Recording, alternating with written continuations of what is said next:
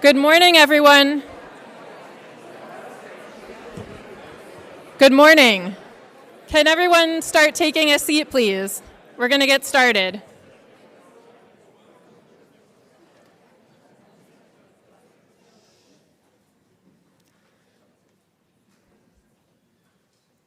Thank you.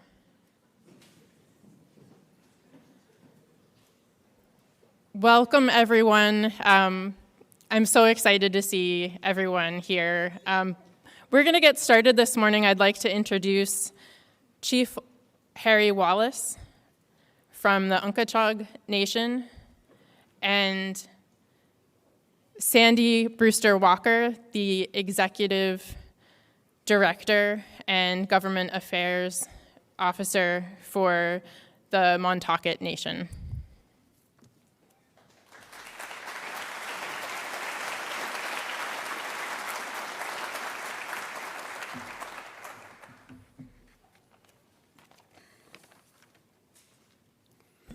Akwene tompak, giwase nini natosawis, tu rapas na cha shayawang, Unkechaug skiton midday nini na chapayawang, puspatuk natup.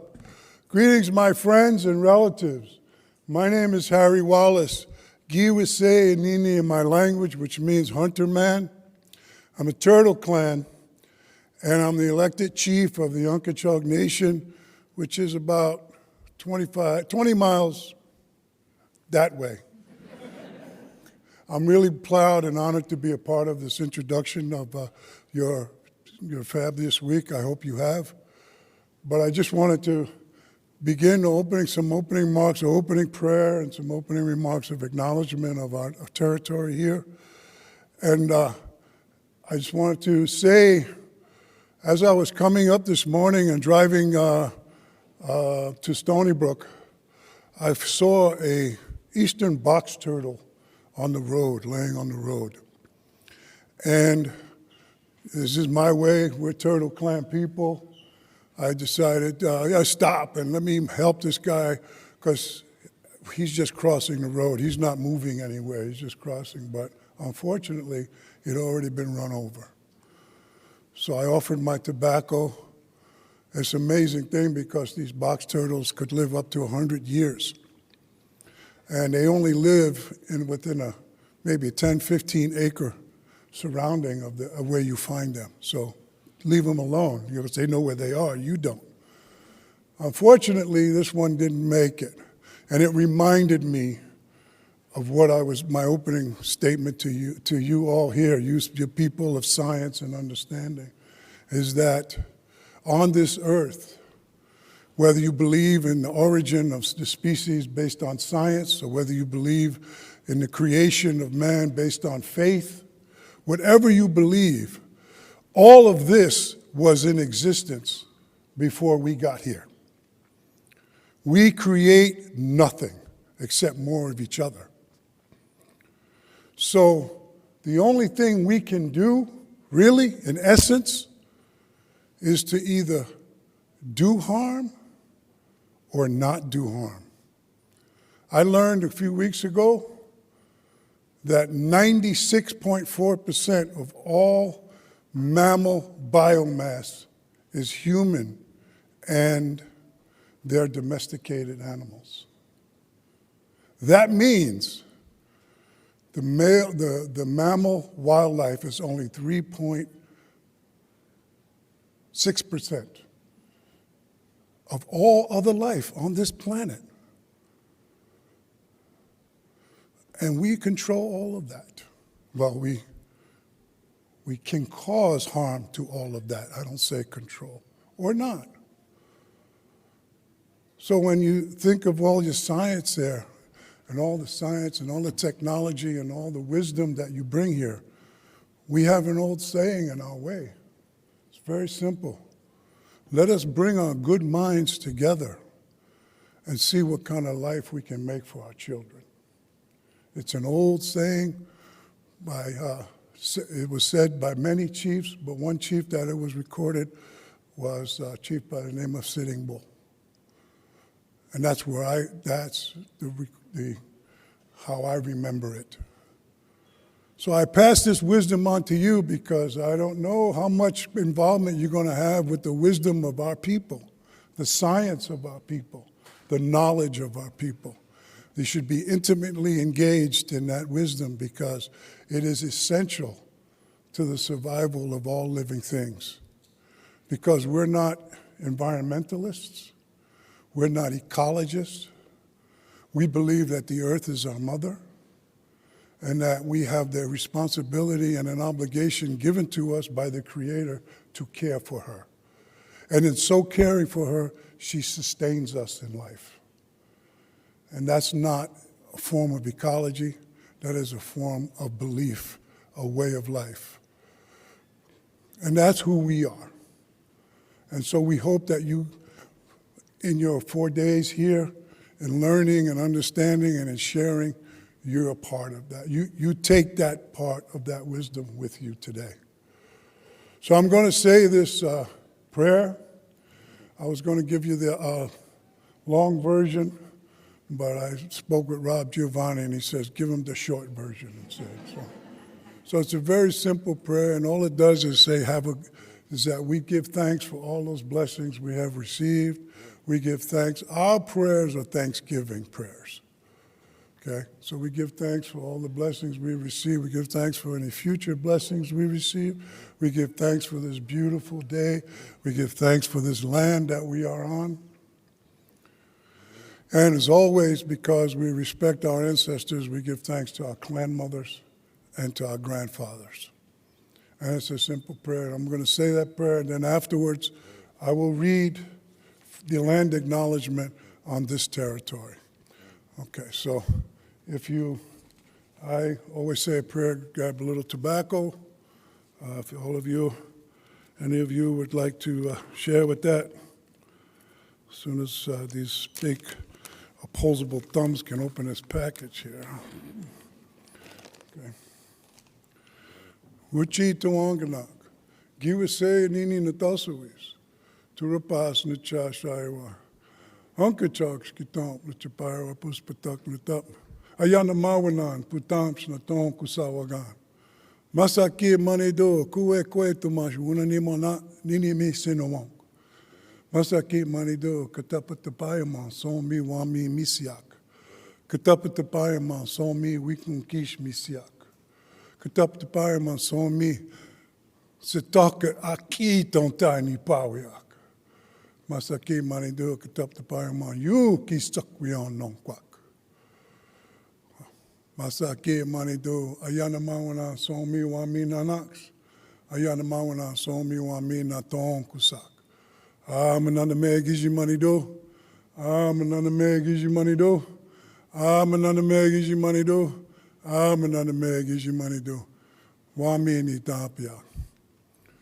So, my final statement to you is a statement that I drafted when the president of Stony Brook University, or whatever they call him, was inaugurated, and I gave this. Oh, it's right there. That's cool. All right. So I gave this statement. I drafted this as an acknowledgement of the land upon which this university sits. It is on our territory, and in our way, we may not possess this land, but we never lost ownership of it. And this is the way we believe, because this statement will demonstrate that. So, greetings. Greetings, my friends. We acknowledge the earth which we call our mother, the provider of all that is required to sustain physical life, has been here since before our creation. We acknowledge that all living things on the earth are our relatives, a part of creation and our equals. We acknowledge that we all have the responsibility and obligation to protect and preserve the earth, and so that she can continue to sustain future generations of all beings that live upon her. We acknowledge that this territory upon which Stony Brook University stands is the original territory of the Montaukett people, known as Montaukett or Sitokot.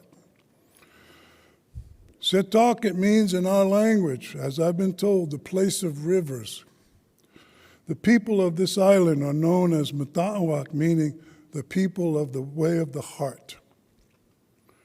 This territory is traditionally governed under the ancient philosophy embodied in the wampum belt known as the dish with one spoon, treaty of peace.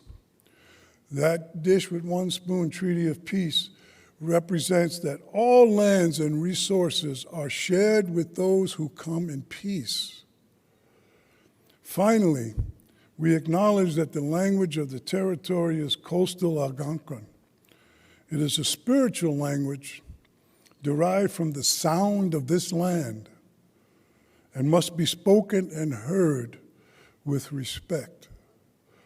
We acknowledge and promise to keep these traditions, language, stories, and teachings of this land alive and in our hearts. Amanande Masake Manidu, hear my words, Creator. Wami Natapia. Thank you.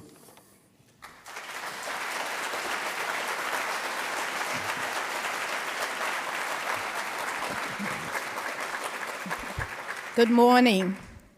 I just hope that box turtle wasn't on the Long Island Expressway. No. Oh, okay, because it was very crowded when I came in. But I'm going to bring you greetings and probably your first lesson on Native American history this morning. I'm bringing you greetings from the 5 Indian nations. They were never 13 tribes, as some of you might be taught, but there are 5 Indian nations. And if you think of Long Island as a fish, we're going to start at the head of the fish.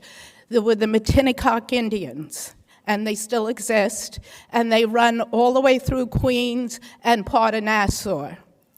And then we're going to jump over most of the island, and on the South Shore, just south of here, you have the Unkechaug Nation, and as Harry mentioned, or Chief Wallace mentioned, we're standing on the Selkirk territory. And if you go further east on the South Shore, you'll run into the Shinnecock Indian Nation. And all these nations, the territories, were much larger than they are today. And then at the very end of the island is the Montaukett, but the Montaukett Indian Nation, we ran all the way to Hempstead. We jumped over a lot of the other territories that were much larger. But all of us would like to bring you greetings this morning, and hopefully you'll have a great conference, and you'll look at Long Island a little differently than you do right now. And thank you. We are still here.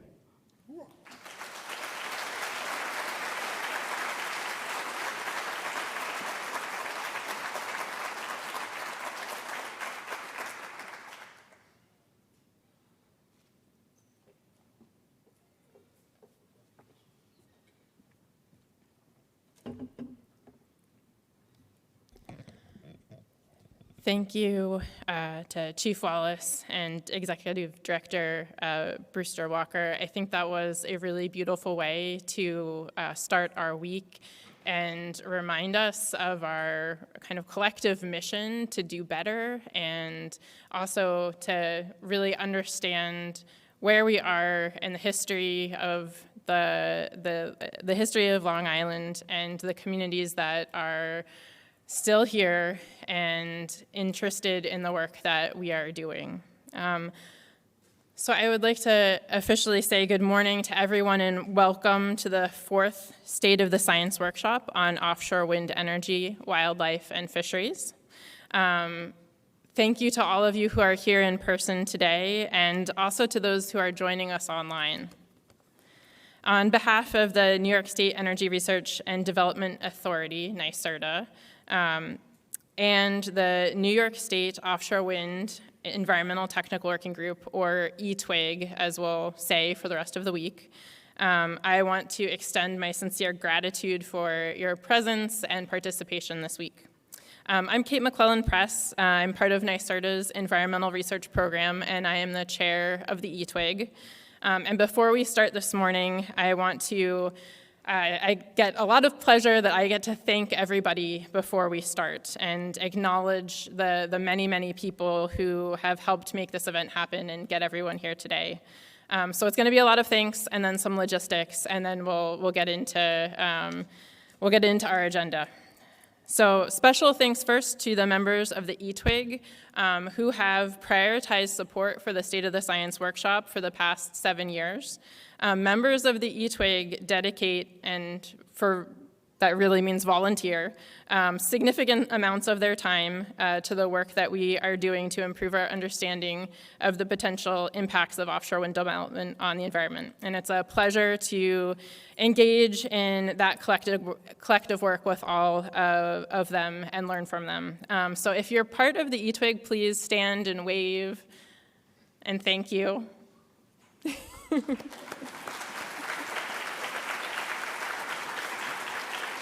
There's going to be a lot of that. I'm going to be asking a lot of people to stand up, so you're warned. Okay.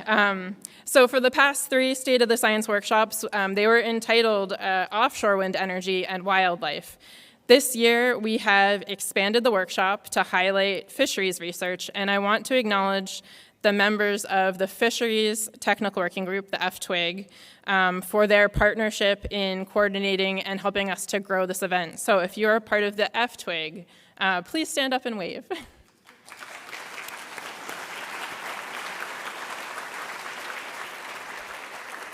And it is our intention to continue to partner with the FTWIG on this event and increase our fisheries content in the future. So the Scientific Planning Committee is chaired by Kate Williams. She's the director of the Center for Research on Offshore Wind and the Environment at the Biodiversity Research Institute. And the Scientific Planning Committee is made up, again, of volunteers from the E and the FTWIGs. I want to thank Kate in particular and the members of the Scientific Committee for selecting a really impressive lineup of sessions for this week. And could all of the committee members please stand? Thank you.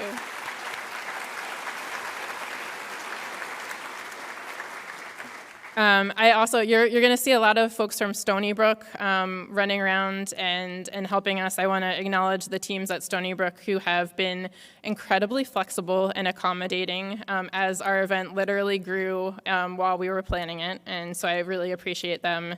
And then I would like to thank the members of our workshop planning committee from NYSERDA, from the Biodiversity Research Institute and Tetra Tech.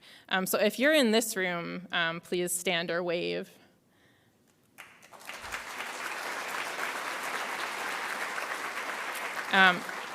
We are a pretty small team, and I want to thank the committee for their hard work over the last 2 years. We literally start planning the next workshop that is 2 years from now, like yesterday. So they put in a lot of hard work, and I really appreciate it. I want to give special thanks to 2 people who are outside and not in this room, I don't think. Bethany Mays and Eleanor Eckel. You probably have corresponded with one of them over the past several months, and I just really appreciate how much effort that they have put into making sure, literally, that people got here today. So if you see them, you can thank them too. If you need any assistance this week, please find someone from the planning committee at the registration desk. There will be someone there the whole time. If you are attending virtually, you can use the event app and select the help tab for assistance, and someone can direct you as to what to do with technology issues, really with anything. So please reach out for help. This is now the logistics stuff. So if you are having trouble getting on the Wi-Fi, you probably received an email. If you search WolfieNet, that was the easiest way for it to come up. It's from Stony Brook University, and it has username and password in there. If you don't have that, then you can sign on to the guest account and register yourself. But you should have access for the week. If you have not downloaded the event app, please do. You should have received an email with instructions on how you can access it, or there are little QR codes posted at the registration desk in front of this room on how to download that app. The event app includes our agenda, abstracts, a list of attendees. It also has a lot of the logistical information, including floor plans for this building, which is a little bit of a maze, a map of Stony Brook University, and the shuttle schedule. And And most importantly, all questions for the sessions are going to go through the app. So we really want to encourage folks to download that so that you can post your questions and get them answered during the sessions. You can also reach out to individual speakers through the app if you have questions for people. Okay. This is the floor plan. This is in the app, and it's a little bit hard to see everything, but we are in auditorium. We are in the auditorium. A lot of the sessions will be here for this week, or we'll be in Ballroom B, which is right down the hall. You will be able to see the day's schedule in front of both of those rooms, and then lunch and breaks are going to be held in Ballroom A. And that is in orange on the bottom. If Ballroom B ever gets too crowded, because we do have a lot of people here this week, there's an overflow room upstairs on the 3rd floor where all of the sessions in Ballroom B will be live streamed. It won't be an issue for for this auditorium. We have plenty of seats. Or if you just want a quiet space to work, the overflow room might work for that. We also have a lot of seats and places throughout the student center to have a quiet place to do other things. Also, the poster session tonight and tomorrow night will be held in the fishbowl and the outside tent. We did not know it was going to be 90+ degrees this week, and so we have adjusted a little bit to try to bring all the posters into an inside area so that no one has to stand outside for that long. We will still be utilizing the tent, and people can go outside during the poster sessions, but we'll be a little bit tight in the room that we have just to make sure that everyone is comfortable for the evening sessions. If you are interested in one of the side meetings on Thursday, please make sure that you have either registered or talked to one of the organizers. The registration links can be found on the eTwig workshop website, and that's available through one of the tiles on the event page on the app. Or you can talk to someone at the registration desk, and they can help you out. Okay, so last thank you. I would really like to extend our team's gratitude once again, for just the invaluable support from the members of this community. Like, we want to keep doing this because we've had such great encouragement from everyone who is attending and the growth that we've seen over the past 7 years of doing this. We have over 400 people this week, and that's doubling almost our attendance from 2022. So we really appreciate everyone who is here this week. The exchange of information in this workshop really transcends academic boundaries, and it plays a critical role in yielding practical solutions for managing and mitigating the risks associated with offshore wind energy development on our marine resources. I'm very excited to hear from all of you on the ways that you're innovating, working across sectors, and effectuating change. And I want to thank you all for your attendance and support. So now I am honored to introduce Greg Lampman, the director of NYSERDA's offshore wind program. Nearly 10 years ago, when the state began its offshore wind planning process, Greg led efforts to incorporate environmental and fisheries priorities into the state's offshore wind master plan. He helped launch the environmental and fisheries technical working groups, and he convened the first State of the Science meeting in 2018. Today, Greg leads our team in our efforts to achieve New York's Climate Act goals and balance the need for timely, cost-effective, and responsible offshore wind development.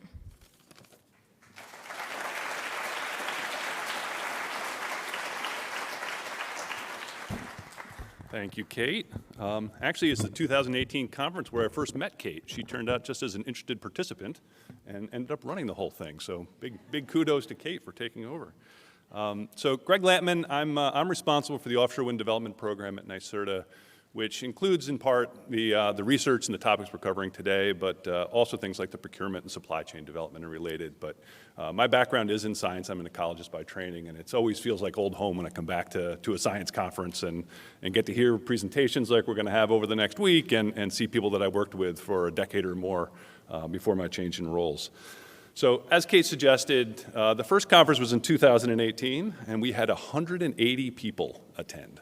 We had 35 speakers and a couple of dozen posters, and It was the first time we actually had, or the first time to our knowledge, there was an offshore wind wildlife-related conference that was on its own and standing as its own entity, as opposed to being in association with with a development conference.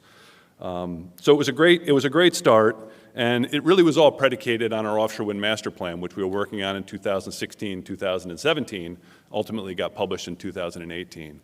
And that master plan set the tone for the state, and one of the taglines that came out of it was advancing offshore wind in a way that's cost-effective and responsible. And the tension there is the interesting part. So we want to make sure that we're building offshore wind. We want to make sure that we're doing it in a cost-effective manner so that it can be supported by stakeholders on the ratepayer side, but also we want to do it responsibly. So offshore wind has a great opportunity to push back on the ecological effects of climate change. But it also has challenges associated with direct impacts. And we want to be thoughtful about how we balance those. I know most of the folks in the room have been struggling with, like, how do we support this and make sure that we do it so we don't cause more harm? And these forums are a perfect place to have conversations about that and figure out how do we do it better? How can we improve on the baseline of the way these projects will be developed by having conversations and engaging with one another? So in the master plan originally, we had, first, I think the other piece to remember here is the scale of change that we've seen in the last few years. So in 2018, we were charting a course, as we called our master plan, to 2,400 megawatts of offshore wind. Now we've got a 9 gigawatt goal. At the time, Massachusetts had a goal of 1,600 megawatts, and New Jersey had the responsibility of procuring at least 1,100 megawatts. We were buying projects in 400 megawatt blocks. That's the way the Europeans were doing it. And we were expecting that our machines would be, maybe a little bigger than 6 gigawatts, but we all had kind of wide eyes about this idea of this one on the horizon that was going to be 12 megawatts, and that was going to be a monster. Now we routinely receive bids for 1,400 megawatt projects. Machines are 12, 14, 16, 18. We're talking about 20 plus megawatt machines going forward. So the size of these projects and the size of the machines have really tripled in the last 5 years. So a threefold increase, which makes the work we're doing here all that much more important. So it's great to see the growth in this crowd as keeping pace with the size of the projects and the size of the machines, and making sure that we can build those projects again in a way that's responsible. So in the original master plan, we were seeking to host scientific workshop and marine life scientists, governmental regulators, industry representatives, and scientists representing governmental and non-governmental organization for the purpose of, among other things, presenting the state's baseline environmental research and forming consensus on the state of the science. So we were trying to aggregate people to have discussions. And over the last 7 years since that first conference, we have really exceeded those goals. So we've expanded representation to not just the New York Bight, but we've expanded the geographic scope, the makeup of the people who are in this room. We've moved beyond baseline research to really understanding some of the more complicated topics, like cumulative impacts, which was a big topic in the last State of the Science. Working on monitoring design so we can bring efficiency to the process. So one project isn't monitoring one way and another project is monitoring another way. We can integrate that, bring efficiencies and knowledge to that. Working on things like mitigation, even compensatory mitigation in some cases, and ultimately trying to see net positive impacts from these projects. One of the guiding principles of our technical working groups that we call TWIGs, and I know we have a lot of folks in here who may or may not be familiar with our TWIGs, but our technical working groups we've branded as TWIGs. I think it's kind of a nice way of acknowledging what we're trying to do. But at the core, our technical working groups are the development community in a facilitated forum with the interested stakeholder group. In the case of the projects today, or the conversations this week, it's the E-TWIG, the Environmental Technical Working Group, and the F-TWIG, the Fishing Technical Working Group. We also have a Jobs and Supply Chain Technical Working Group, a Marine Technical Working Group, and we've recently started an Environmental Justice Technical Working Group. These are really opportunities to bring folks together and get them talking. Find the things that we can work on together, solve those problems, and address the things that you can. Where there are conflicts you can't really deal with, we can work through that at a different avenue, but there are lots of opportunities for coordination. And one of the guiding principles of those TWIGs is if you're going to get people together for a meeting, you've got to do something. We need to have positive outcomes. We've got to have action. So they're very action biased as opposed to just gathering together and having conversations. And so one of the examples of this, following the 2018 workshop, one of the things we wanted to do was make sure that we were coordinating offshore wind research around wildlife. And so NYSERDA committed to supporting an effort to outline potential frameworks for regional funding entity. working with Massachusetts, working with other regional states, working with the federal government and with the environmental community.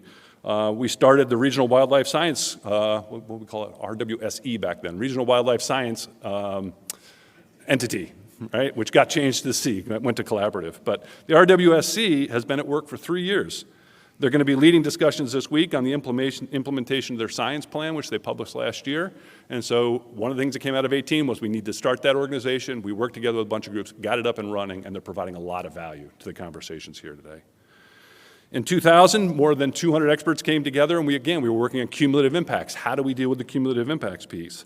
And coming out of that workshop, there were a whole series of work groups that met for more than a year, 200 people working together to generate reports that informed the U.S. Atlantic Offshore Wind Research Recommendations Database, which is a collection and synthesis of data gaps and research needs. Again, get everybody going in the right direction, get all the frogs in the wheelbarrow, and keep pushing so that we can all be focusing on the topics that need to get addressed rather than ad hoc hitting things here and there. So this week, we're very excited to get, we have more than 100 speakers from 25 different sessions. We got 430 attendees in person. We've got more than 130 folks attending virtually. So the growth of this conference has been basically a threefold increase, just like the growth of the rest of the industry. So it's great to see people coming into this. And we are going to be not only having the presentations here that you'll see, but there's also lots of opportunities to engage with folks. So these conferences have been around information out, presentations at the podium, but lots of time for people to sit in small spaces and talk and work together and try to solve the problems that we can't necessarily do as well remotely. So it's a great opportunity for folks to get together and discuss. It brings together the offshore wind industry. It brings together researchers, academics, and students from all sorts of backgrounds, and everyone working together to build that network.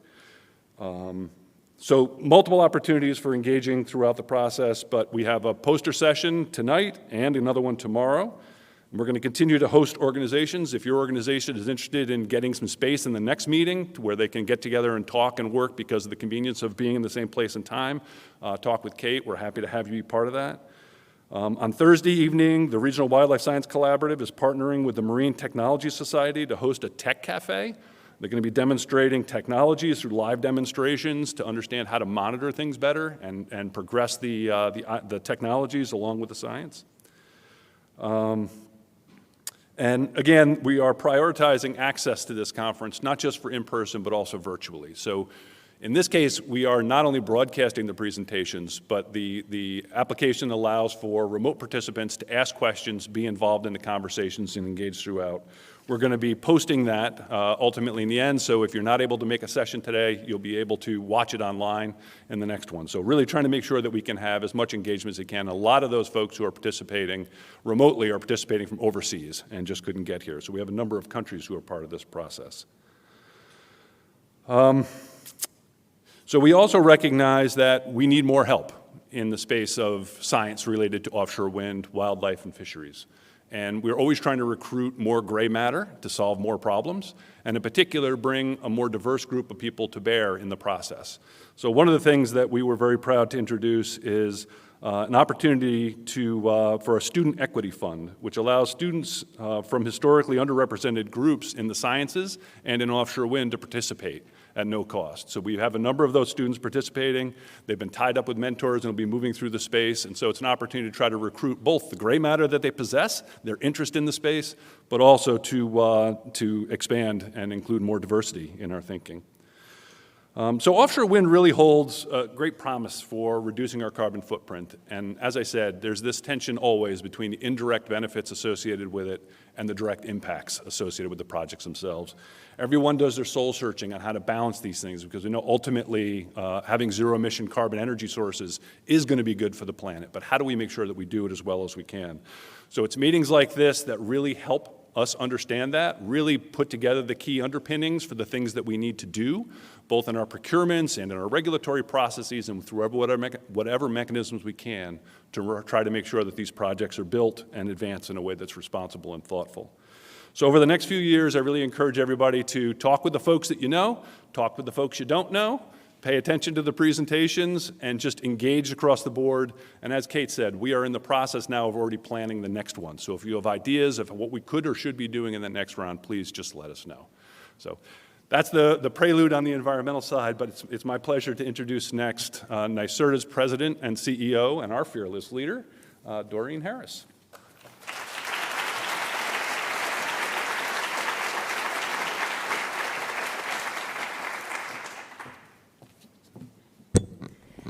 Good morning, everyone. Thank you, Greg, for that introduction. It is certainly a pleasure to be here today on Long Island. I was at the 2020 event that we're referring to, and I really want to recognize specifically Kate and Greg's leadership.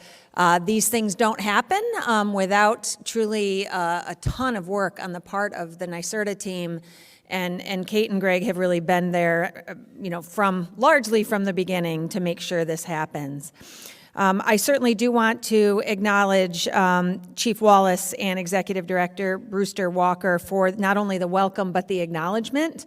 This event is certainly reflective of a desire on the state's part to get this right, and this is a very critical transition that we are all embarking on together.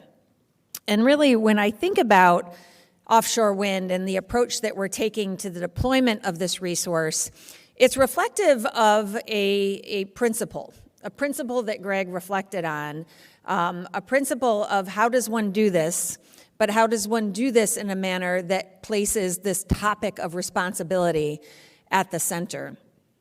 So I was part of the offshore wind team when we developed this tagline, this cost-effective and responsible tagline, and with all the goals that have ensued. But really, the fundamental question before us at that point was, what does responsible mean? It's easy to say, it's hard to do. And when I think about this workshop and the progress that you have each made in contributing to the technical working groups and the various convenings and work scopes that we've launched, it's reflective of a commitment to define that, to define what responsible ultimately means in practice. And here we are. We are here at a moment where we have extraordinary progress. We have our first offshore wind project operating. I saw it with my own eyes. It's there. It takes you 9 hours to get there and back, but it is there, operating off the east end of Long Island. We have 2 additional projects that are now under construction. A big event, actually, for one of them is occurring tomorrow with a groundbreaking. And ultimately, we have a pipeline of projects that we'll be deploying into the future. And I say this because from the very beginning of our offshore wind policy, we wanted to place this topic of responsible development at the center. And let's reflect a little bit about what that means for us as a state. Because fundamentally, our climate law and its achievement, it's about change. And when you think about change, change is something that doesn't happen easily, but it also needs to happen in a manner that is reflective of a desire not to do things the same way they were always done before, and to just keep doing that over and over and over again. So our offshore wind development and our consistent approach for thoughtful, well-developed projects is reflective of our commitment to how this change will be undertaken, even beyond the offshore wind resource, because it is involving change, and change needs to be taken about very carefully. And so Greg mentioned our offshore wind master plan. When we issued that offshore wind master plan and the 20 studies that accompanied it, I don't think we fully understood what we were heading toward as a state, as a nation, and ultimately, from a global perspective, the challenges that are facing this industry, but also this fundamental principle of responsible development. And this is really where we get to the how. How do you get from here to there? And you've heard about the technical working groups. Many of you are part of them, and you have my thanks for your commitment of time and assets and brain power to get those technical working groups both off the ground, but also in the capacity that is directly engaging with the industry and the regulators at the same time. And the challenge that we also have about this is that there are differences of opinion. There are different perspectives, there are different data points. Ultimately, we want to work through these issues as objectively as possible, and that is what I strongly believe the environmental and fisheries technical working groups have and will continue to accomplish. And we see this in action. The projects that I just mentioned are actually committing funds to deploy technologies and solutions that are being developed by these technical working groups and beyond, because we have taken the action to fill in the data gaps, that objective information necessary to define what responsible ultimately means. And so when we think about our own investments as a state, we are at NYSERDA are investing over $15 million in these types of solutions. These working groups go a long way to help inform what is actually needed. Again, how to make this actionable. And so when I think about other resources that we will be deploying, I see our offshore wind strategy as a very strong model of how to get at this change in that responsible manner that brings people together toward those objective solutions that we can then deploy. And so when I go to see the South Fork Wind Farm, or when I break ground on the Sunrise or Empire wind projects, that change is palpable. But those projects are being developed in a manner that is strongly advised, and I would say centered on the input that these groups have formed, and ultimately this workshop is intended to advance.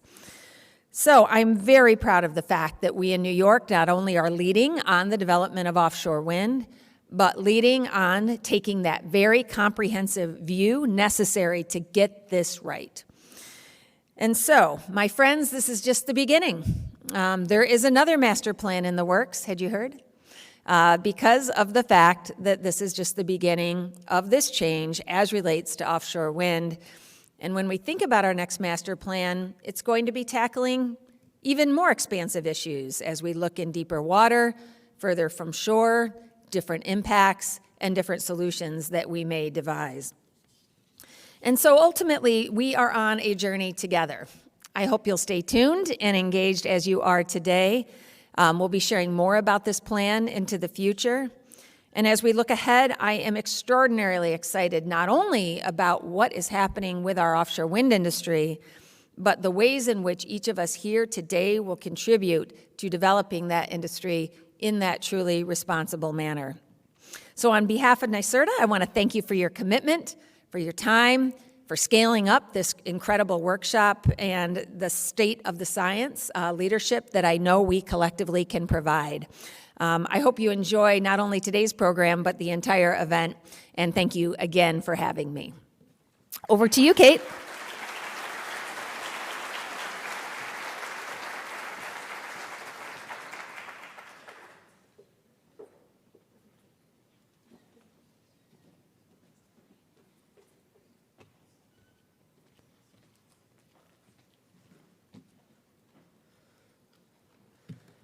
All right, welcome everyone. I'm Kate Williams with the Biodiversity Research Institute. I've been providing scientific support to the Environmental Technical Working Group since it was initiated. I see a lot of familiar faces. It's great to see you all here, and I'm looking forward to a really wonderful scientific agenda this week. A few real quick notes before I introduce our keynote speaker. The Q&A is open in the app to ask Glen questions while he's speaking. If you have IT questions with the app, please don't put them in the Q&A. The right people will not see them. If you have IT questions with the app, send an email to events@nyserda.ny.gov. So that's events with an S at nyserda.ny.gov. There's also like a help desk in the app that has that information in it. Also, if anyone's having Wi-Fi issues, there is an AV person, staff person in the lobby specifically to help with that. They'll also be here after this session during lunch. All right, so now I'm very pleased to introduce Dr. Glen Gawarkiewicz, our keynote speaker this morning. Glen is a senior scientist in physical oceanography at the Woods Hole Oceanographic Institution. His primary areas of research are coastal oceanography, particularly frontal dynamics and observations and modeling of shelf break fronts, numerical modeling, interdisciplinary aspects of frontal exchange problems, and design and science applications of ocean observatories. His recent publications have focused on drivers of seasonal stratification and patterns of salinity on the northeast continental shelf of North America. And Glen, if you want to come on up, I'll pull your slide deck up real quick here.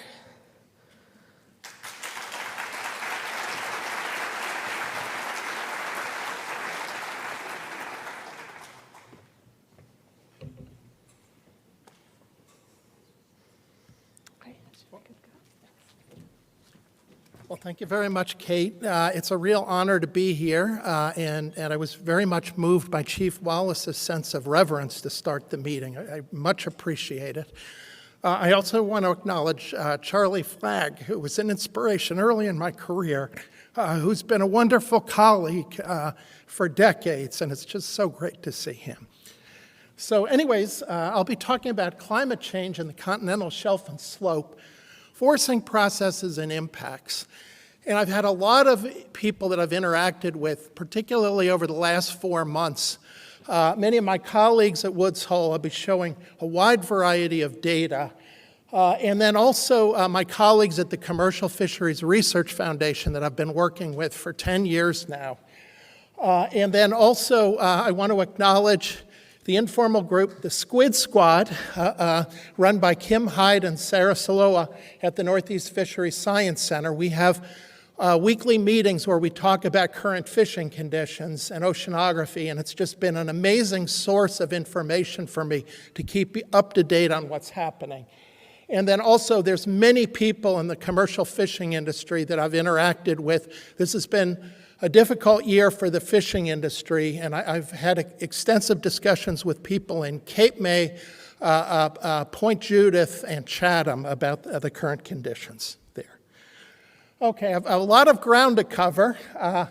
I'll start with a very quick review of the oceanography of the region, and I should add next month it'll be 40 years since I've been doing hydrography in the shelf break front there. I'll briefly talk about warming trends and stratification, impacts on stratification, and then talk about the Gulf Stream, because in the past 10 years or so, the Gulf Stream has exerted a real significant impact on the continental shelf.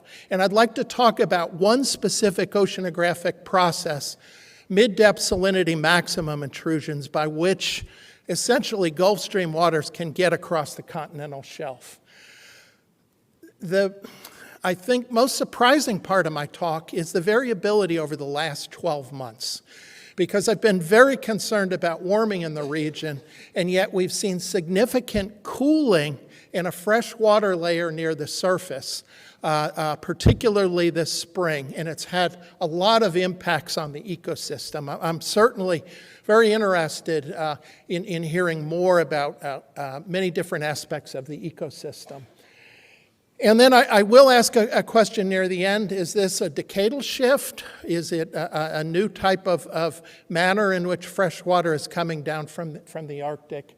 And then finally, my talk is focused on the recent variability. I will not be talking about offshore wind impacts, which I haven't worked on, but I will briefly describe a report that recently came out from the National Academy of Sciences. I believe that Kaus will be speaking about that later in the week, and other members of that standing committee are here at this meeting.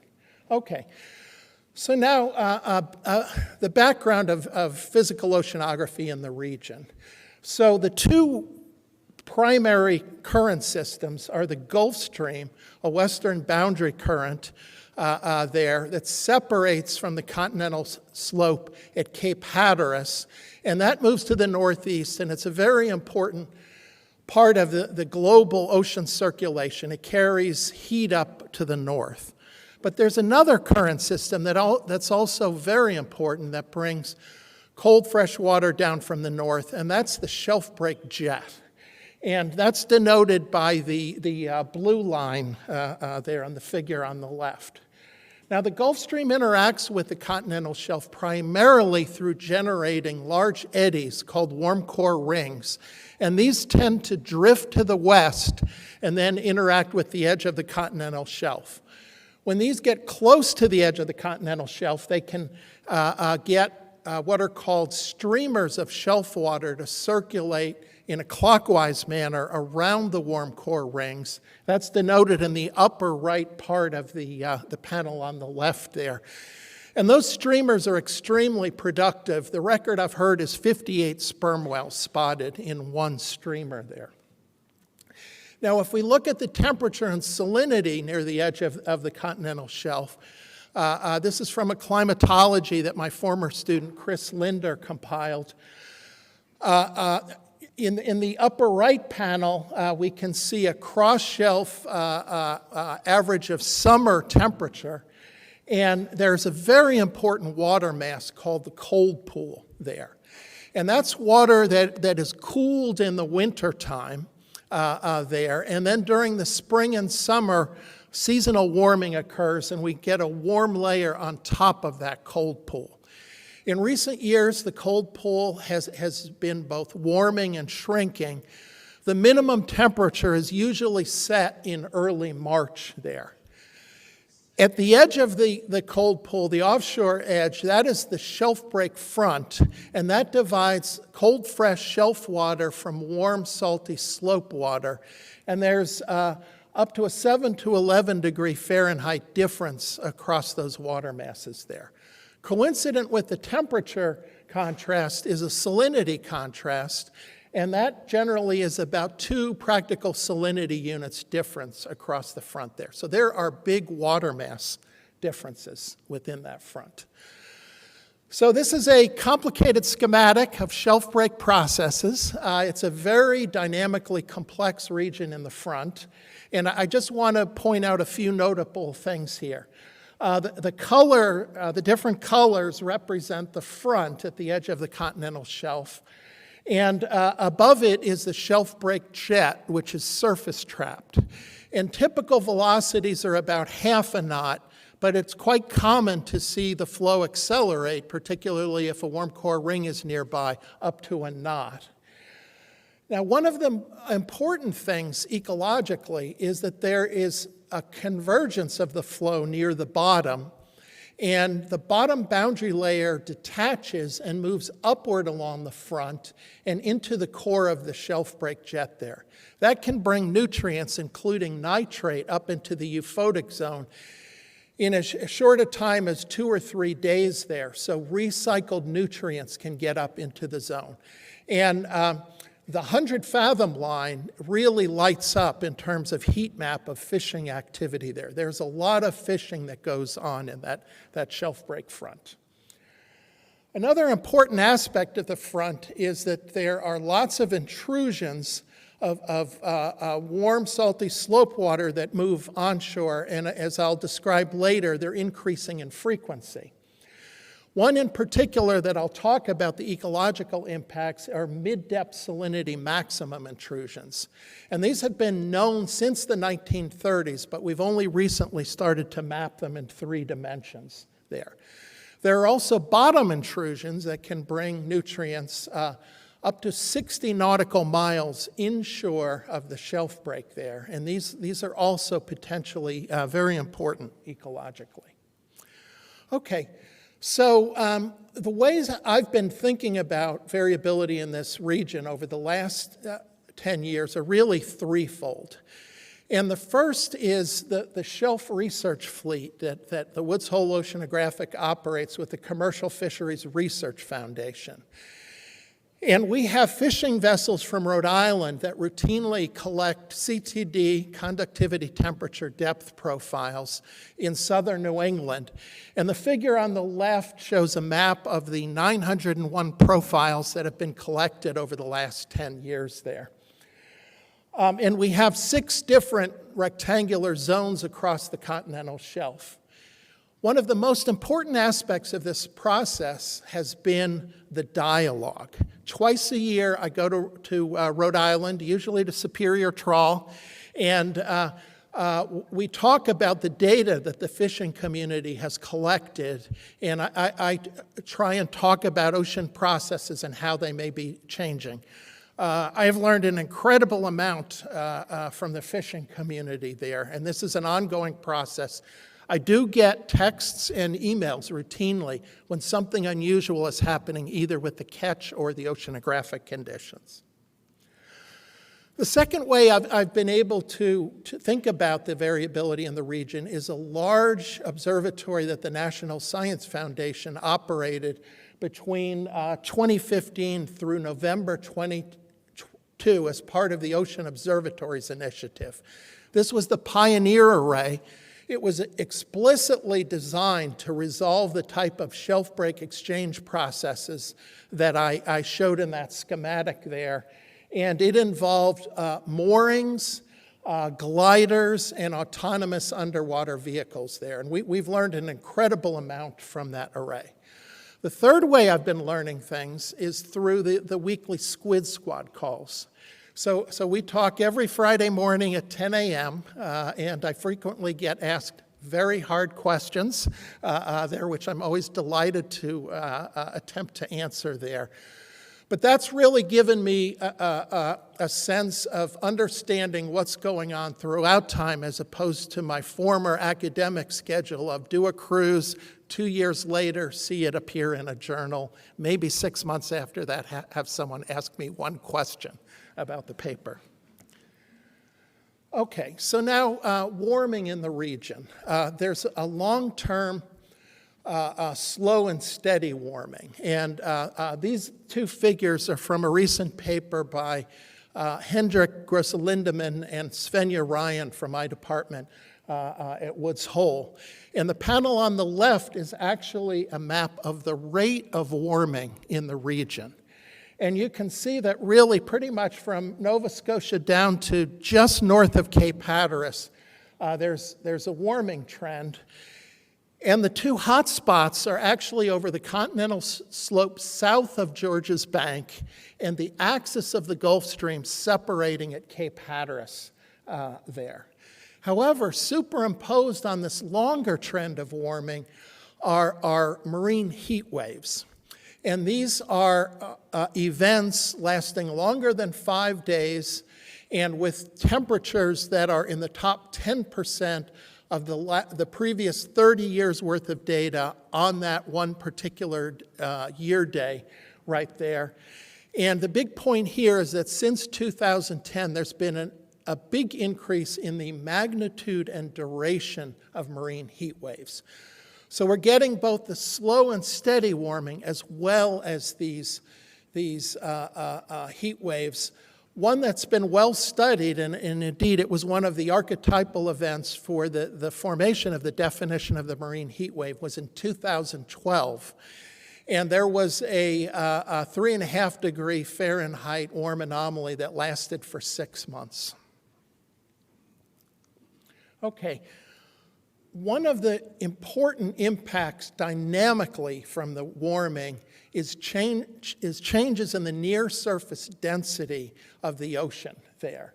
And this is data that was collected from 2003 to 2013, actually by the sailing vessel, the Corwith Kramer, operated by the Sea Education Association. This is part of orientation cruises for the incoming joint program graduate class at Woods Hole and MIT. And the big thing I want to point out is in that far right panel, that black line that's curving downwards is surface density there. And so what's happening is as the surface warms, it becomes less dense, more buoyant, and we're getting larger density differences between the surface and the bottom. As those differences increase, it's actually easier to get water masses to cross lines of constant depth, isobaths there. And so we would expect that exchange between the continental shelf and deep ocean would increase as stratification increases. Now, about, 10 years ago, I started interacting closely with my good friend Avijit Ganggopadhyay at the University of Massachusetts, Dartmouth, and he started working with analysis charts of the Gulf Stream from Jennifer Clark. And this is just an example of one of the charts right here. And she's been doing Gulf Stream analysis for more than 40 years, so longer than I've been taking hydrography. And so she annotates the charts. And Avijit's students have been using geographic information systems to take the information from these charts to then look at those Gulf Stream eddies or warm core rings, as well as cold core rings. So the Gulf Stream has been changing a lot. And I remember in January 2013, we had a workshop on the shelf break ecosystem, and Fred Matera, who's the president of the Commercial Fisheries Research Foundation, gave a talk at the start of the meeting to talk about observations that the fishing community had that they wanted explained. The number one thing he said was more Gulf Stream water on the continental shelf. We listened. In a few years, my colleague Magdalena Andres, whose son is a commercial fisherman, I should add, looked at the sea surface height anomalies there for the Gulf Stream and found that between 1995 and that upper left panel to 2014 and the third panel down there, the Gulf Stream had become much more wiggly, as Magdalena put it. I say larger amplitude meanders, but that's why people understand me a little bit less. We were really surprised at how these meanders of the Gulf Stream had both increased in amplitude, but also they began much further west. And over that 20-year time period, those large meanders, the point at which they started to grow shifted by 600 nautical miles, which is just a really large change. Shortly after Magdalena did that analysis on the wiggliness, my colleague Avijit and his students compiled a census of warm core rings. And what he found, again using the Geographic Information System analysis of those Clark charts, was that there was a big regime shift in the year 2000. And the number of warm core rings that formed jumped from 18 a year to 33 a year. And so this naturally, made us think about Fred Matera's observations about the Gulf Stream water on the continental shelf. Now, I've been working for decades on the continental shelf and worrying about the front and all the interdisciplinary problems in understanding the dynamics of the front and those complicated frontal processes. One process that's been known about for a long time, going back to Bigelow in the 1930s, are mid-depth salinity maximum intrusions. And this is a schematic here, although that is real data in the gray line there, of a salinity profile. And so depth is on the left there, and the salinity value is in the x-axis. And what you can see is that there's a maximum salinity in the middle of the water column. That water had to come from offshore because it's saltier there. And there was a very nice climatology paper by a colleague, Steve Lentz, in 2003, who defined the characteristics of these intrusions. S-max is the maximum salinity in the intrusion. Z sub m is the depth at which the intrusion occurs. There's the thickness there. And then an important variable as well is delta S, the contrast between S-max and the ambient salinity. So Avijit's student, Adrienne Silver, as the last chapter of her PhD thesis, then looked at the frequency of these salinity maximum intrusions using a 30-year data set, the ECOMON data set, run by Paula Frattantoni at Northeast Fisheries Science Center. And what she found was in that year 2000, using the 200-plus profiles 6 times a year from NEFSC, that the frequency of these intrusions quadrupled there. They went from 6% of the profiles to 24% of the profiles in that 1 year. And you can see both the annual ring formation rate and the percentage of profiles that have the S-max intrusion on the right.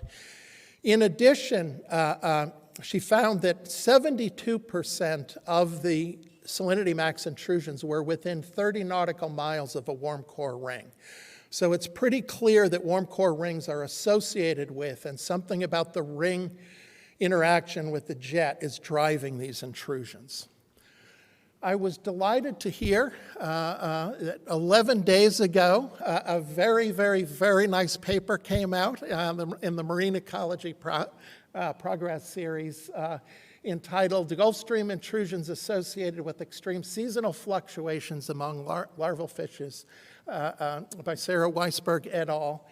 And I'll just highlight from the abstract here, high interannual variability in larval timing among many populations. The occurrence is overlapped with that of salinity maximum intrusions. And it turned out that this was the single factor most correlated with the presence of the larval fish.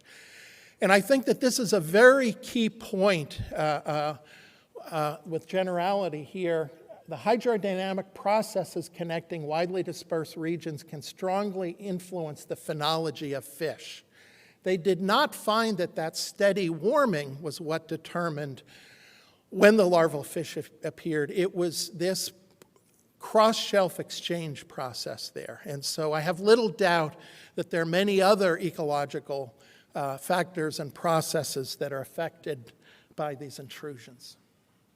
Okay, so I've been talking about warming and the Gulf Stream getting onto the continental shelf, and certainly working in the shelf slope region is always a humbling experience in terms of understanding, because there's always changes that you don't anticipate. And last November, there was certainly one of them for me. My student Lucas Tanzer was co-chief scientist on a student-led cruise on the Neil Armstrong, the Woods Hole ship. And they occupied two hydrographic transects denoted by those black lines there pretty much south of Martha's Vineyard. And what they found was that the water was very cold and fresh near the surface. And so he has worked with satellite data from the Surface Salinity Mapper from NASA. And he plotted out the November conditions, and the 34.5 isohaline, which corresponds to the middle of the shelf break front, which over 10 years was located at that blue dash line near the edge of the continental shelf, extended further south to the red dashed line there. So it was extending about halfway across the continental slope between the shelf break and the north wall of the Gulf Stream. In March of this year, Lucas gave a talk in our department, and I was talking to the guy who has the office next to mine, Robert Todd, who routinely operates gliders in the Gulf Stream, going from Miami up to Woods Hole, and they cross the continental shelf. And in the left panel, you can see the track of his glider in mid-March. And I was talking to Robert about the cruise from the previous November. I said, hey, it looks like there's a lot of fresh, cold water out there. You know, what do you think? And he said, well, I'll just check my glider. And sure enough, in March, in the center panel, you can see that dark blue water is under 34 practical salinity units, which means that's shelf water. That's going all the way out to the north wall of the Gulf Stream there.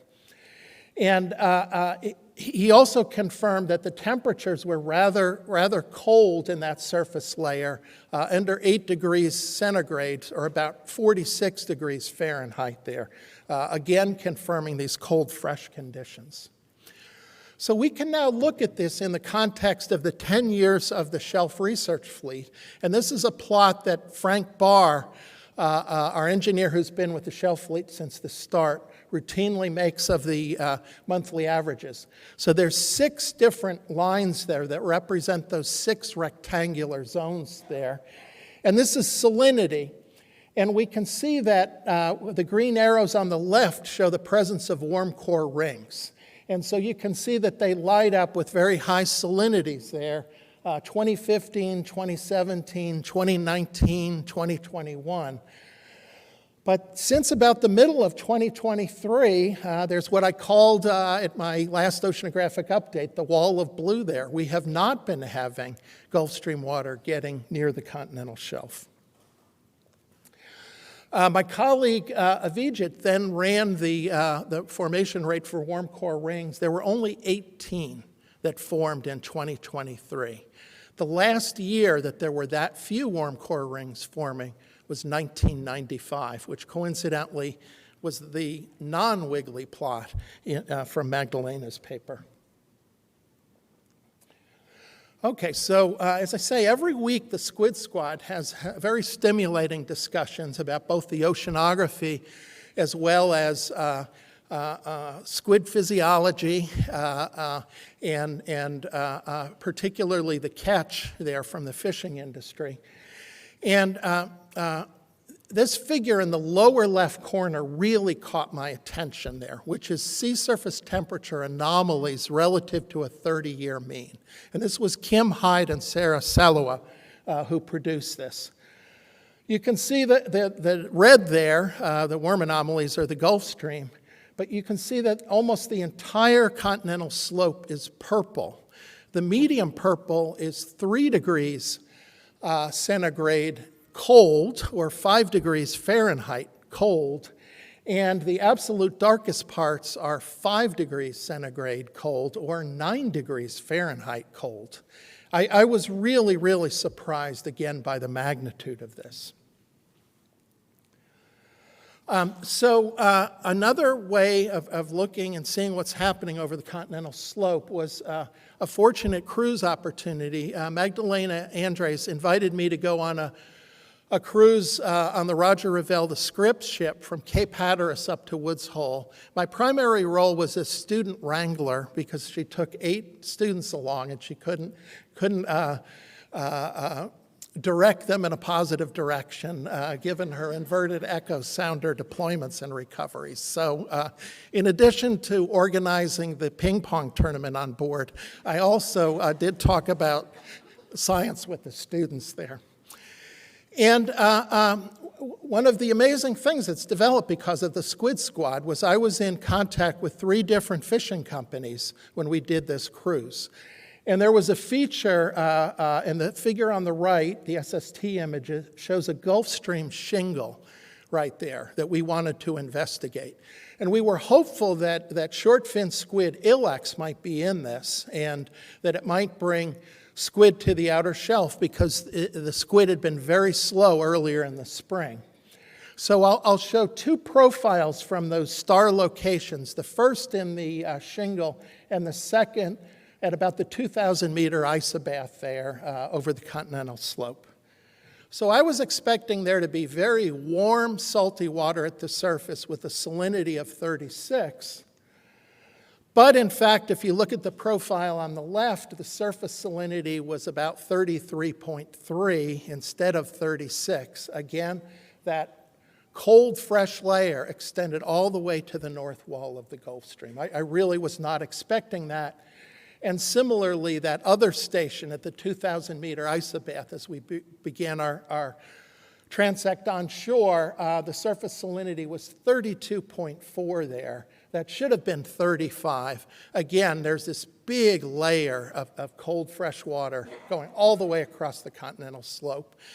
I should say that the fresh anomalies extend as far inshore as we've sampled with the shelf research fleet. My guess is it runs right to the beach, this cold, fresh anomaly. So it's affecting the entire continental shelf.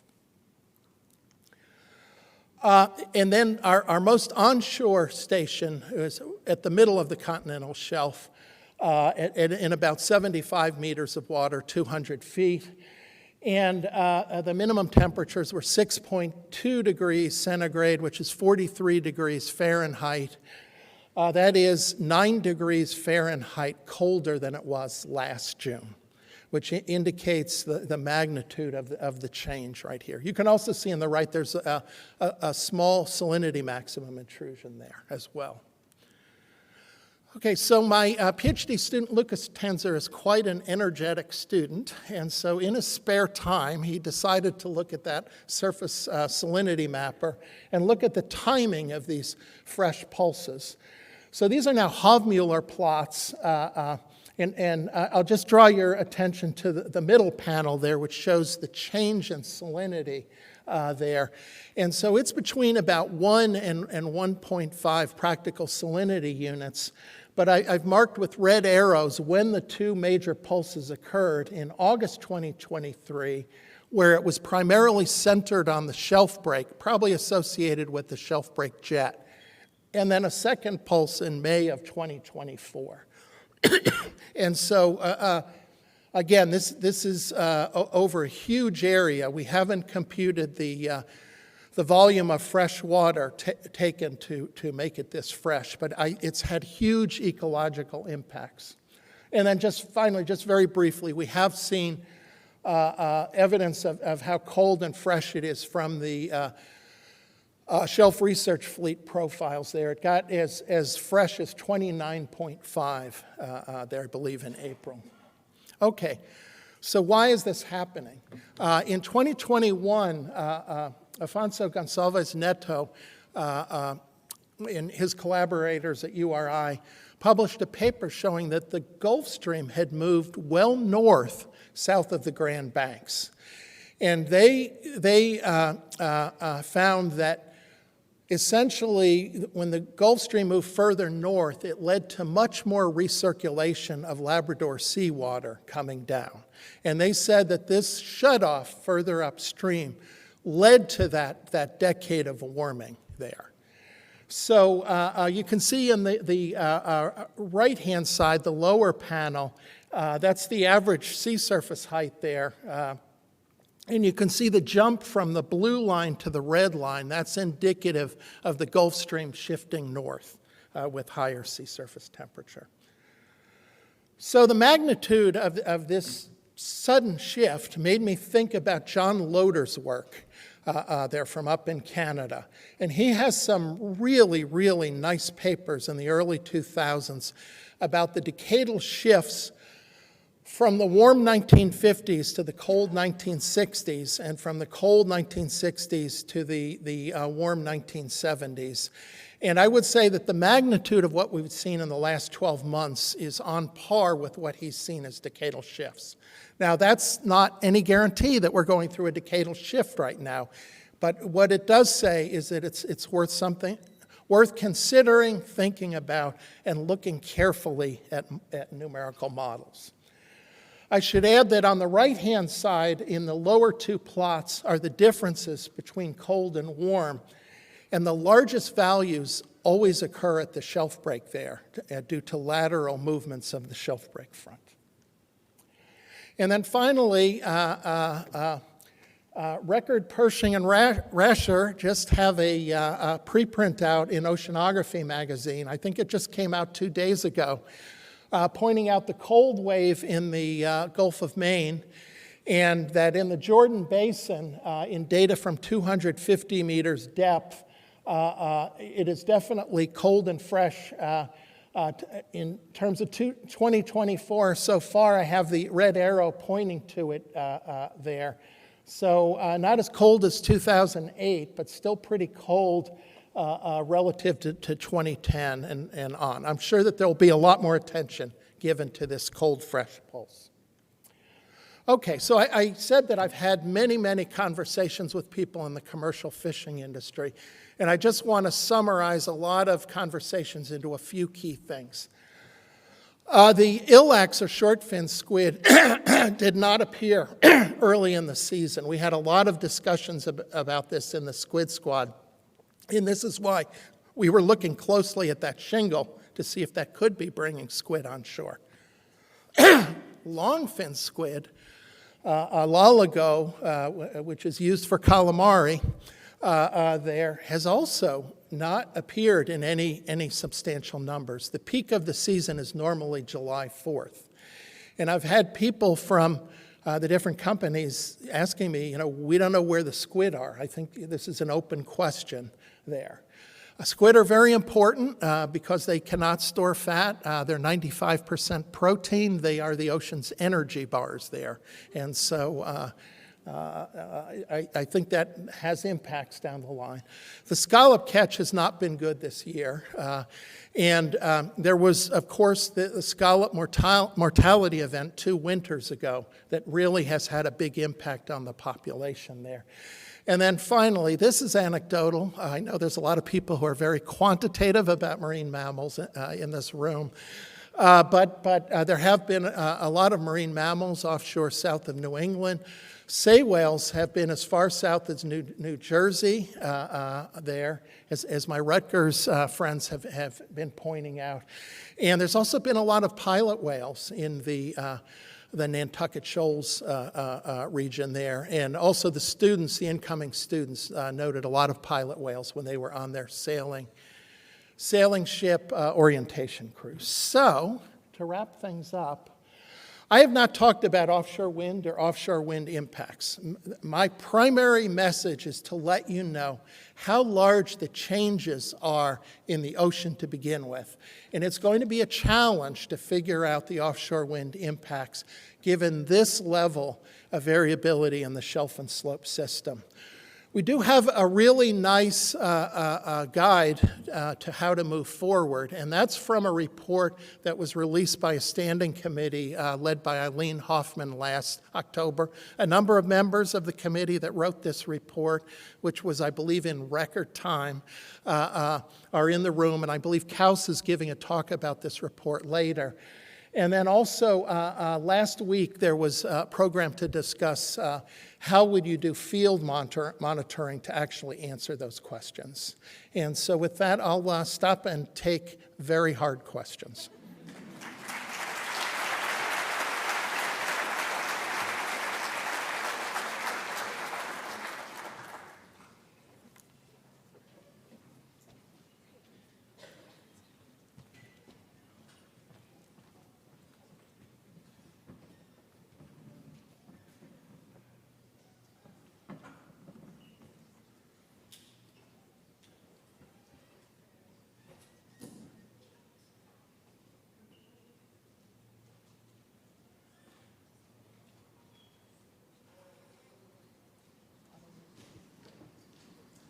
Can folks hear me now? Yes. You see it? It's all the way down to the bottom here.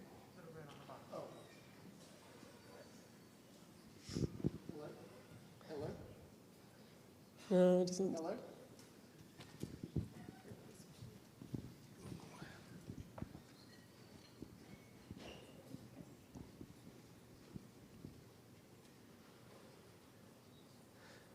While we're working on this, if you have questions for Glen, please submit them via the app.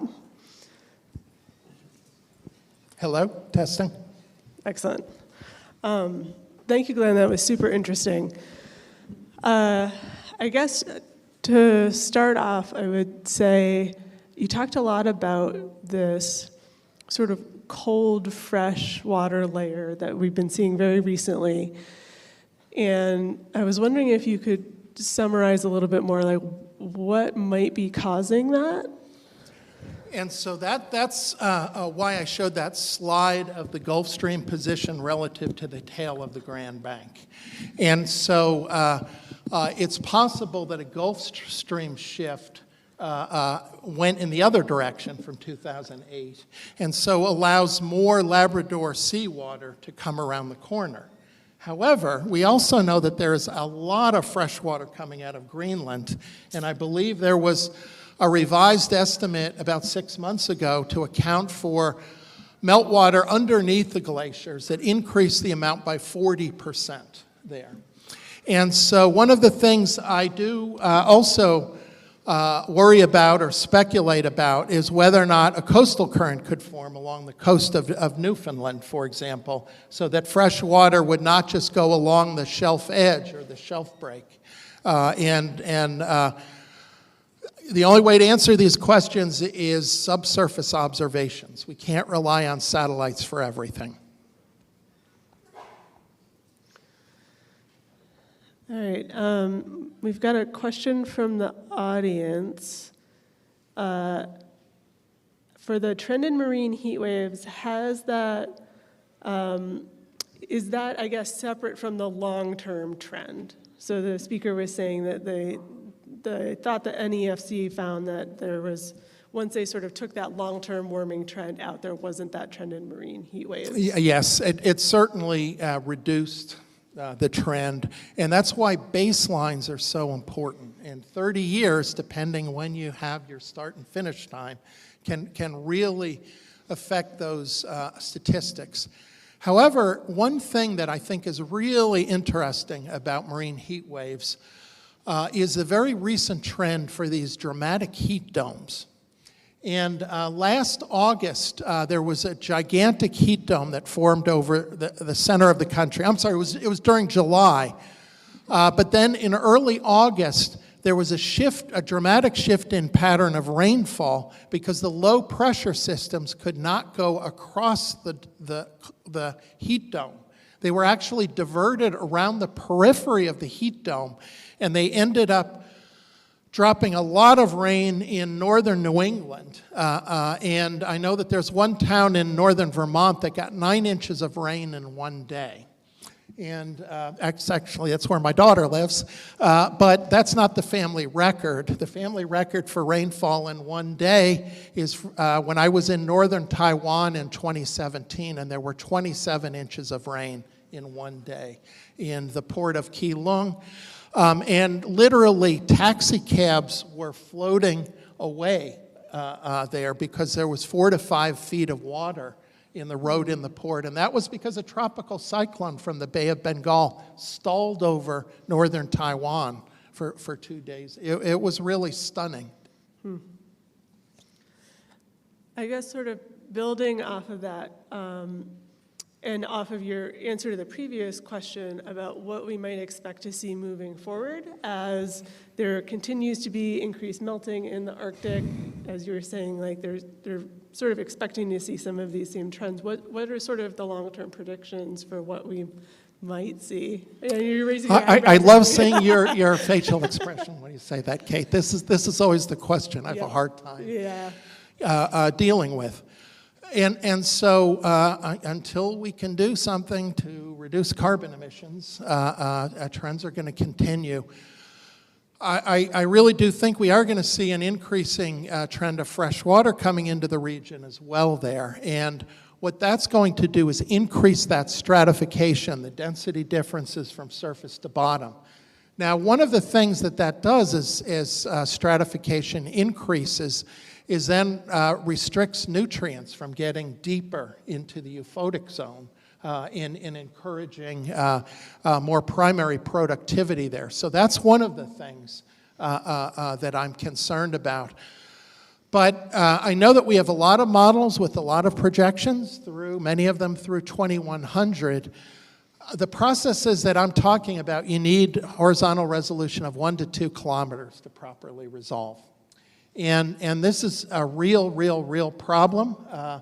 The Earth system model that is used for a lot of projections. I was working with a PhD student who was pointing out in one of her PhD qualifier talks that the Gulf Stream separates from the continental slope near northern New Jersey in the Earth system model. And so that is not a good thing. So these projections are, I'm very worried about the representation of a lot of these cross-shelf exchange processes in these projections moving forward. But, I think that this cold fresh pulse just points out how complex the regional and spatial differences are on shorter timescales. I think, could you talk a little bit more about monitoring recommendations? And I know you've been very interested in sort of ocean observing initiatives. And to your point about needing sort of high resolution data, if you could talk a little bit about what types of monitoring initiatives are really needed to be able to detect these changes? That's a great question, and that's something I've thought about a great deal. So when the Pioneer Array was removed from southern New England, I did write an NSF proposal. I have a long list of stories about my NSF proposals that weren't funded, by the way. I want to waste an hour or two there. But we proposed to have 2 moorings at the 70 and 100 meter isobass with just 3 CTDs on it with thermistors. But the real-time communication of the data is really important because we're connected directly to the commercial fishing industry.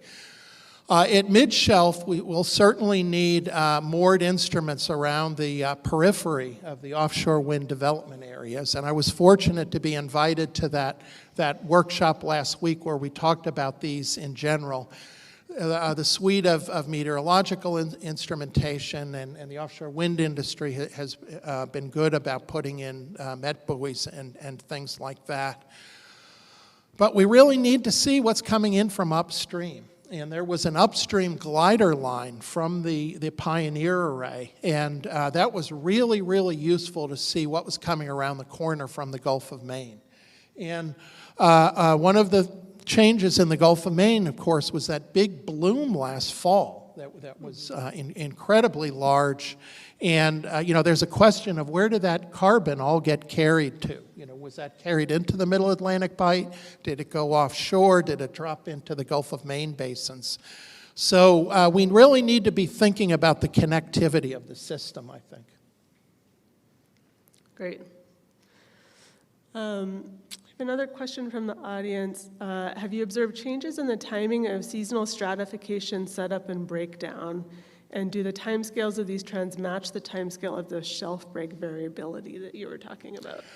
That's a great question. We have not looked at the spring so much, but that's something I want to analyze the shelf fleet data this summer and look at the warming rates carefully.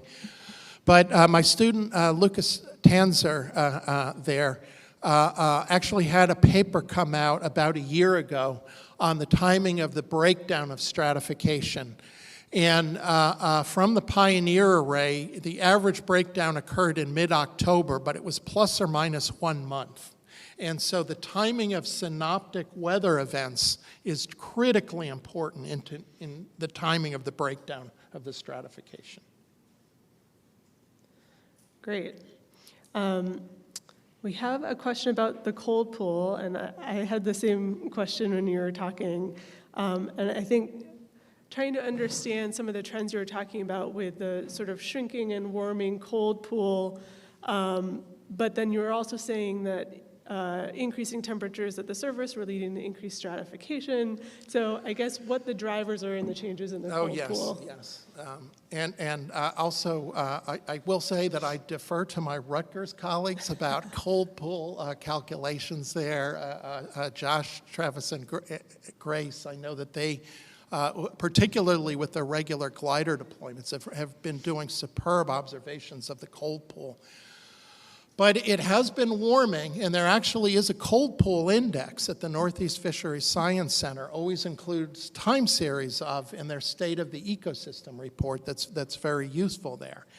And I was really worried in June of 2023 because the bottom temperatures in June were 53 degrees Fahrenheit. The definition of the cold pool is colder than 50 degrees. So it was like even in June, before we even got the August, September warming there, it was by strict definition not a cold pool. And there's a new Rutgers definition of cold pool based on vertical gradients that I think we're going to have to use there.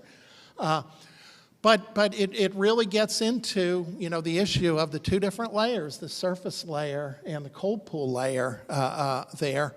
And I think one of the things is that because we haven't seen a lot of warm core rings this year, and the ones that have been there have not interacted much with the continental shelf, that cold pool has not been warming, I think, at the rate that it usually does there. I'll need to have my Rutgers colleagues correct me during the break. But it's actually anomalously warm now at the surface, which, again, in mid-May, it was really cold over the continental shelf. So that surface warming is caught up. And so it's that temperature difference. The surface layer is warmer than usual. The cold pool layer is colder than usual right now, and that's what's going to set up the crazy stratification. Now, a big open question of that is there have not been really detailed internal wave experiments for mixing, and I'm hoping that Jack McSweeney can correct that and do some very nice observations in the very near future there. But there's a real need for these type of mixing studies there. Great. You and I were talking about this before your talk, but we have a question from the audience mentioning that in the past several weeks, a lot of right whales have been observed near Hudson Canyon, mainly on the shelf and near the shelf break, which is quite unusual for this time of year, although past knowledge is poor. And they're wondering if you might be able to comment on what is going on there, or potential explanations. A right whale question. Okay, I think that there are many people out there that can probably answer this better than I can, but I'll give my highly biased physical oceanographer view of this, where everything is reduced to being dependent on physical variables here. One of the fascinating things about this cold fresh pulse is I think it's bringing a lot of nutrients, and I think it's across the entire continental shelf. And one of the interesting conversations I had about a month ago at Woods Hole was with Gordon Zhang, who's part of the Long Team Ecological Research Project. And I was telling him about just some of the unusual conditions from the fishing industry. And he said, oh, Heidi Sosik just got back from a cruise a week ago. You know, why don't you get her to show you some figures? So they took a nice transect across the continental shelf. The thing that was a real shocker to me was they used a Suna optical nitrate sensor. And for nitrate, this time of year, in the middle of the water column, you might expect 0.1 to 0.3 micromolar of nitrate there. It was between 8 and 10 micromolar across the middle of the shelf. And so extrapolating with the boldness of a global biogeochemist, here, it strikes me that there's just lots of food coming down with this cold, fresh water. And my, again, naive physical oceanographer take on this is that the right whales haven't had to hurry to that Nantucket Shoals fueling spot. And so to make the New Jersey Turnpike analogy, it's as if a whole bunch of extra Turnpike rest stops opened, and you didn't have to race to the Molly Pitcher there.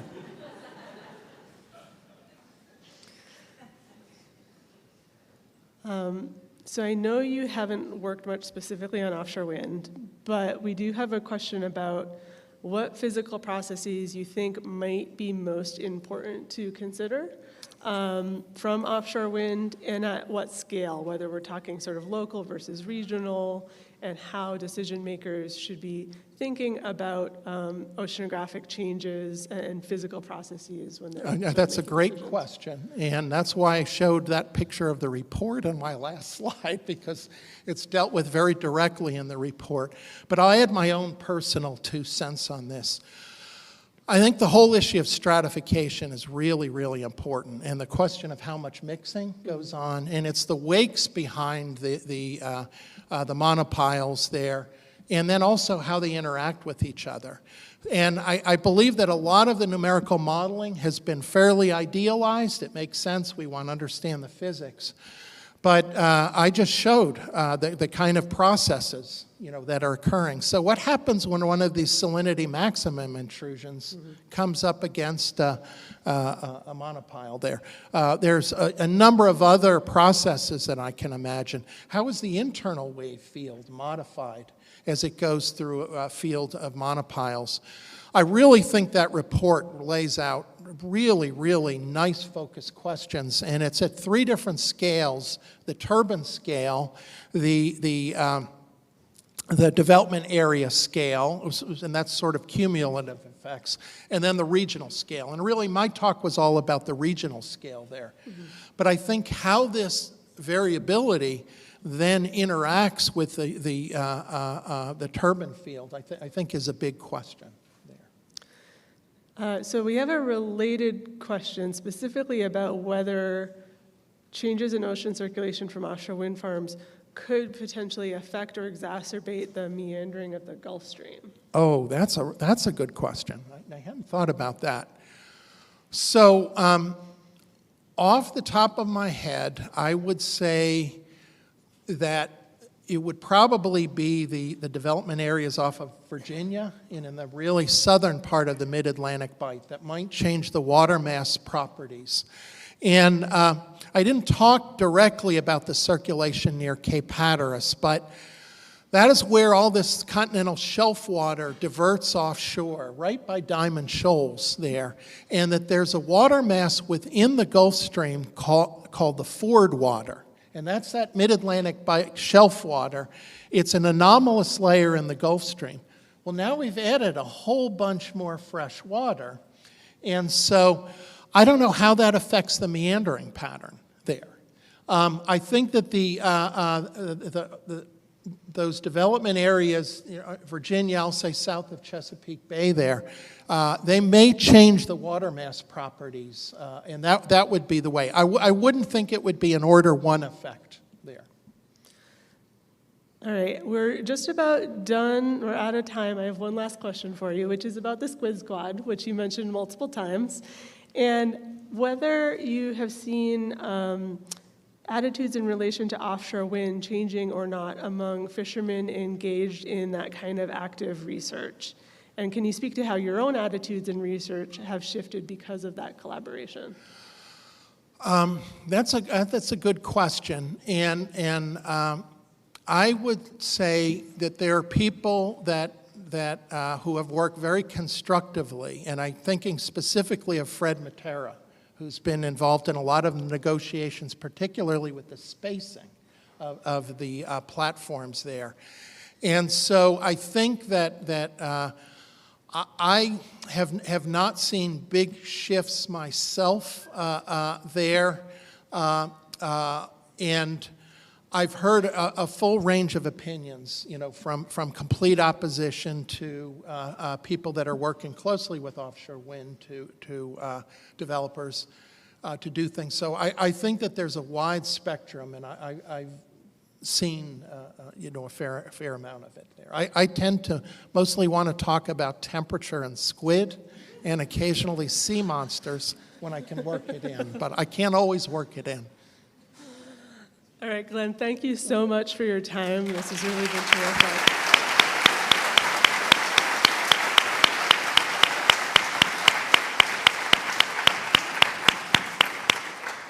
All right, thank you all for your attention. It is now lunchtime, so if you come out of this room and go further down the hallway to Ballroom A, you should find a lunch buffet set up. Thanks.